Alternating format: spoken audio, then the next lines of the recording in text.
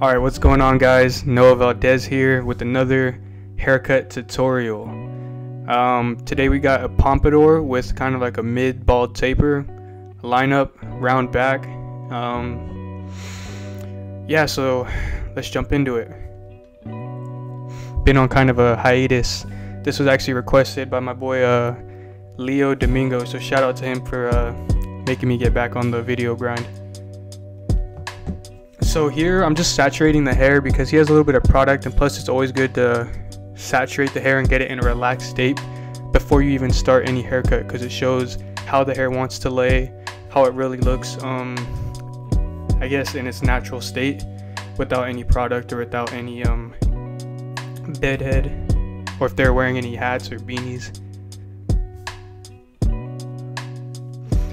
And so I saturated it, and I'm just setting my first guideline. He wanted about almost an inch off, probably 3/4 of an inch, so I just made the first guideline across the front of the hairline, and now I'm making a kind of a vertical section down the middle, and then you see me taking now horizontal sections based off that vertical one I was telling you about down the middle of the head. I put that there to help me pretty much with the placement of the rest of my guidelines. And you see me, I went cross-checking it on the left side, and then we're doing the same exact thing on the right with the horizontal sections and then the vertical cross check.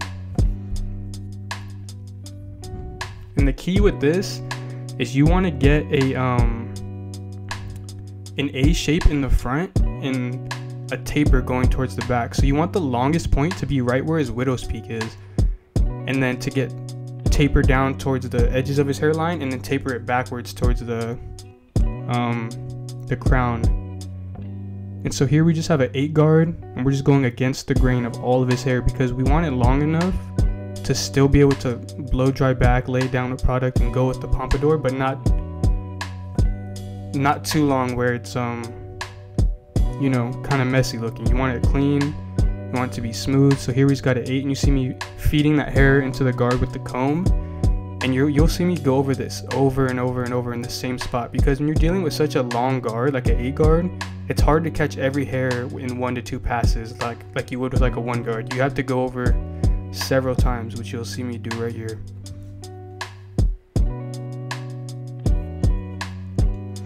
You just want to make sure you get as many hairs as you can. And then you see me follow this up with some scissor over comb. And this is going to help me pretty much smoothen out and get any hairs I missed, and also kind of control the exact length of the hair throughout the head. Because you saw at the beginning, I put the comb right above his ear because I want it a little bit shorter right above the ear to make it for a cleaner lineup. And with the guard and with the scissor or comb, I'm not going above the parietal ridge. That's where I'm stopping. And I'm doing the same thing on the other side.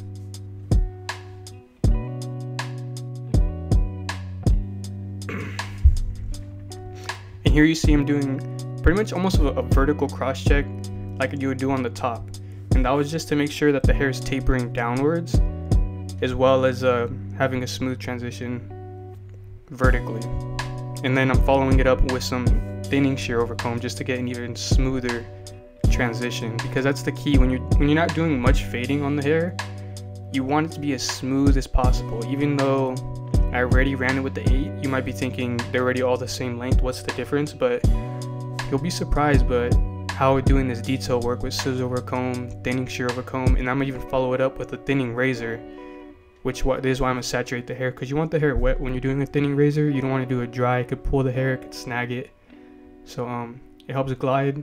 You see it has the teeth with it's pretty much a long straight blade with some teeth, and so you want some water to help it glide and have a smoother cut. And that's just to clean up any stray hairs, and it's almost like you're channel cutting. If you guys know what that is with scissors, you're kind of directing the hair where you want it to go. You're helping it lay in that backwards direction. So every little step helps with this haircut to get it as smooth as possible and to get it flowing nicely. The 8 guard, the shear over comb, thinning shear over comb, and now the thinning razor, it all plays a part.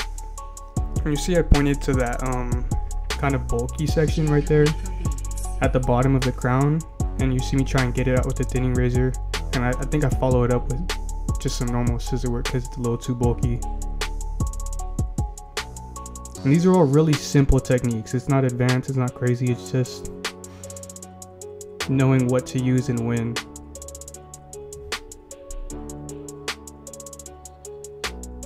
You see it's already so much smoother now that I'm using that thinning razor.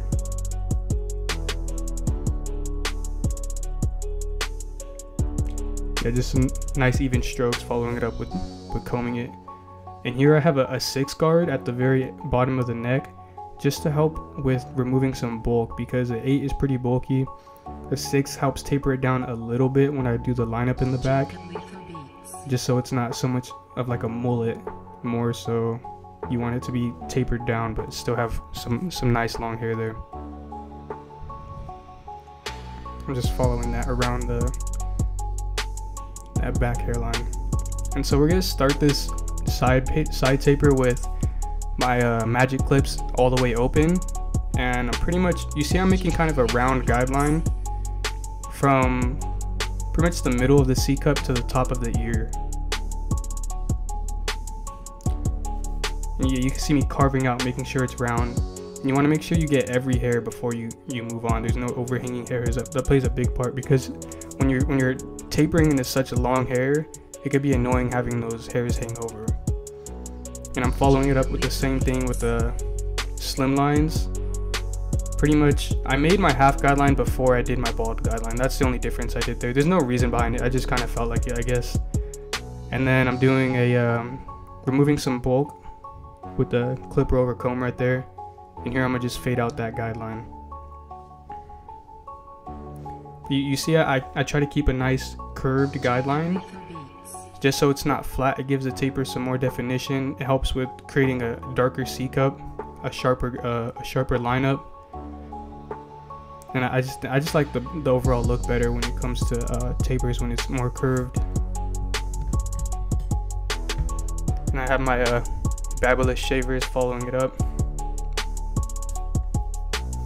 And here I have just a 1 guard.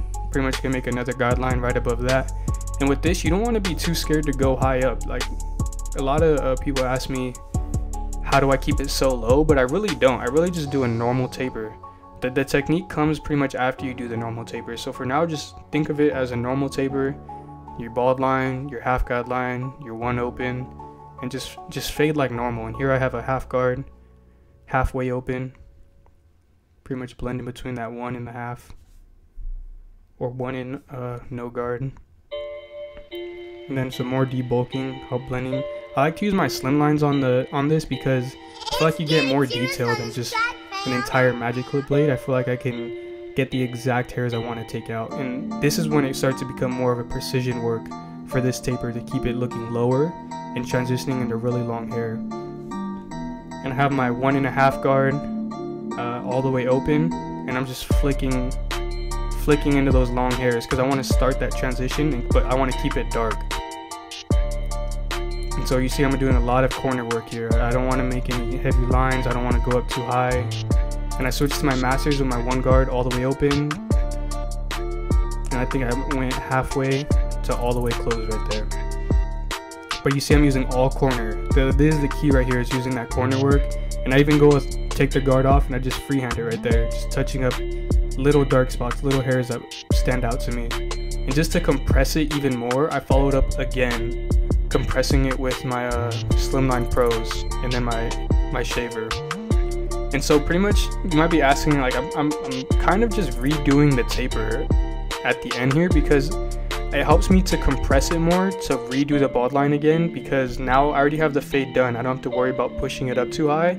I now can gauge, okay, can I push up the baldness more? Can I, you know, compress it more basically, and know that the fade where the light to dark is already done with, which is pretty much from like the 1 to the 1.5. The 1 to the 1.5 is like all you have to worry about. And now I have some thinning shear over comb, and this is when it's really crucial, because it really gets that transition nice into the long dark hairs, using any resources you have available to you.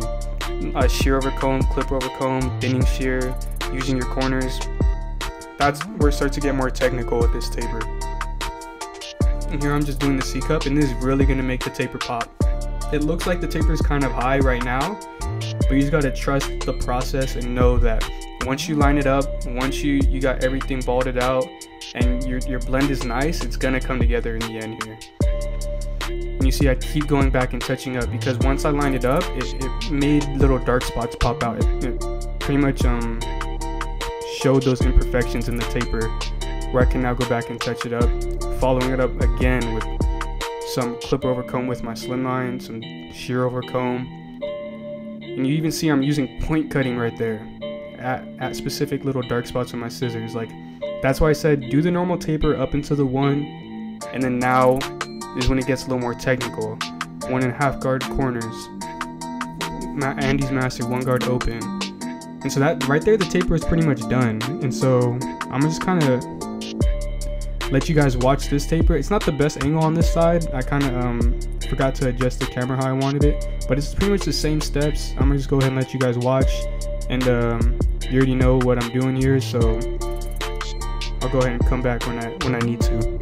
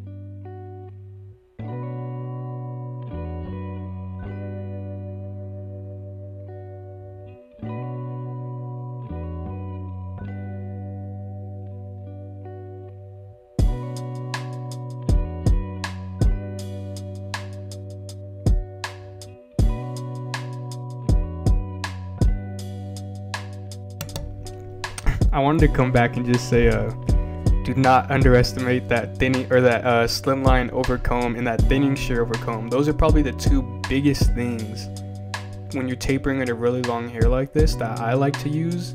Is that because with the slimline, like I said before, you get so much detail, you get so much accuracy, but at the same time, you're not creating any guidelines and you don't have a guard on. You're tapering outwards. You get to control how long you want that hair to be and still create a transition. And then with the thinning shear, you're pretty much smoothing out everything. You don't gotta worry about any harsh lines like shears. You don't gotta worry about, you know, taking the fade high, because the fade's done. All you're doing is refining it with the thinning shears and, you know, making it as smooth as it can be. So I just wanted to point that out again, because I don't want those 2 components to go overlooked. I don't want you guys to go ahead and try a taper like this and wonder why it doesn't come out the same and you're only using guards. You gotta I'd say those are 2 of the biggest keys, is the slimline over comb. I know it sounds funny, and then the thinning shear. You even see I'm doing slimline over comb right here because there's little hairs hanging over, because when you're dealing with hair this long, you have to keep touching that line over and over and over. And you'll see me do it lining up the neck here as I round out the back. I'm gonna keep touching the same spots. I know it doesn't look like it's making a difference, but when you're up close and you're looking at the cut, you can see all those little hairs. Every time you comb it, you line it up, you comb it, you line it up, you comb it, and a new hair pops out every time. And you want to make it as smooth as you can. So yeah, this is pretty simple right here, so I'll go ahead and let you guys just watch this as well.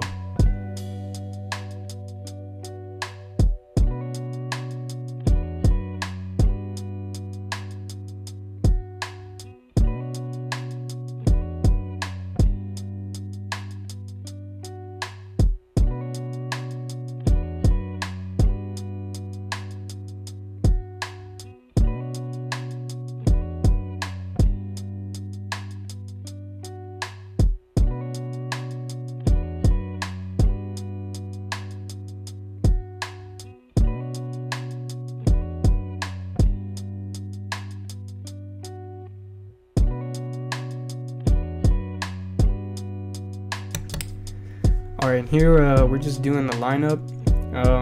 He doesn't like to keep that widow's peak, so go ahead and take it down. At the end you're gonna see it kind of gray, but I mean, with the hair that thick, you can't really erase it completely. But we're just gonna go ahead and make the line straight, keep it natural, except for that widow's peak. I mean, you know, I did forget to film or press record the right side of his lineup when I razor it, but you'll see right here I have the left side. But I mean, you could put 2 and 2 together.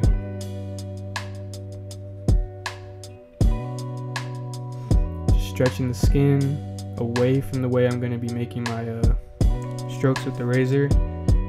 And here on the C cup, you'll see me just use the tip of that blade right there, the heel right there, and then the head of the blade. Just using those corners of the blade to create that nice curve without